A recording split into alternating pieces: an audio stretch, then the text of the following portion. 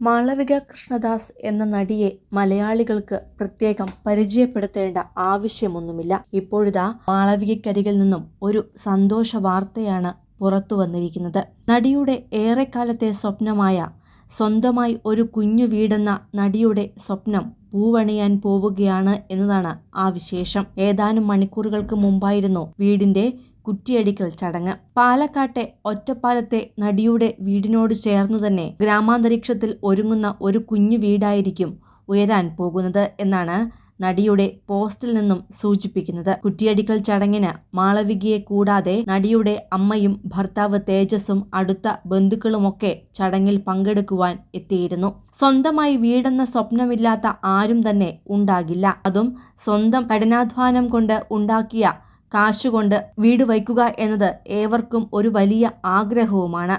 അത്തരത്തിൽ പുതിയ സ്വപ്നം സഫലീകരിക്കുവാൻ ഒരുങ്ങുകയാണ് മാളവിക ഇപ്പോൾ. താൻ ഒരു ചെറിയ വീട് വയ്ക്കാൻ പോകുന്നു എന്നാണ് ഏറ്റവും പുതിയ പോസ്റ്റിലൂടെ സന്തോഷ വാർത്തയായി മാളവിക പറയുന്നത്. 1.5 വർഷം മുമ്പാണ് കൊല്ലം സ്വദേശിയായ തേജസ് ജ്യോതിയുമായുള്ള വിവാഹം കഴിഞ്ഞത്. പിന്നാലെ കാത്തിരിപ്പിനൊടുവിൽ അടുത്തിടെയാണ് നടിക്ക് ഒരു കുഞ്ഞും ജനിച്ചത്. തേജസ് ജ്യോതിയുമായുള്ള വിവാഹശേഷം അഭിനയിക്കാൻ മാളവിക എത്തിയിട്ടില്ല.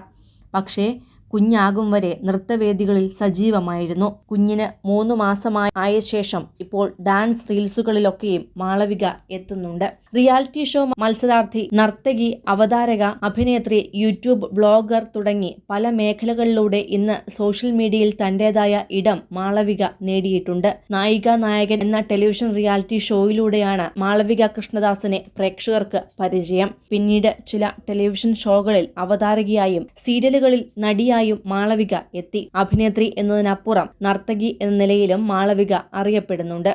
7ാം ക്ലാസ്സിൽ അവസാനിച്ചു പോകേണ്ടിയിരുന്ന തന്റെ കരിയർ ഇത്രയും വരെ എത്തിയതിനെ കുറിച്ചൊക്കെ മാളവിക തുറന്നു പറഞ്ഞിട്ടുണ്ട്. അച്ഛനും അമ്മയ്ക്കും ഏക മകളാണ് മാളവിക. അച്ഛന്റെയും അമ്മയുടെയും വിവാഹശേഷം ഒരുപാട് നേർച്ചയും വഴിപാടുകളുമൊക്കെ നടത്തിയ ശേഷമാണ് മാളവിക ജനിച്ചത്. മണ്ണാറശാലയിൽ ഉരുളി കമിഴ്ത്തുകയുമൊക്കെ അവർ ചെയ്തിരുന്നു. പിന്നാലെയാണ് 7ാം ക്ലാസ്സിൽ പഠിക്കുമ്പോൾ നടിക്ക് 14 വയസ്സുള്ളപ്പോൾ അച്ഛൻ അപ്രതീക്ഷിതമായി മരണത്തിനു കീഴടങ്ങിയത്.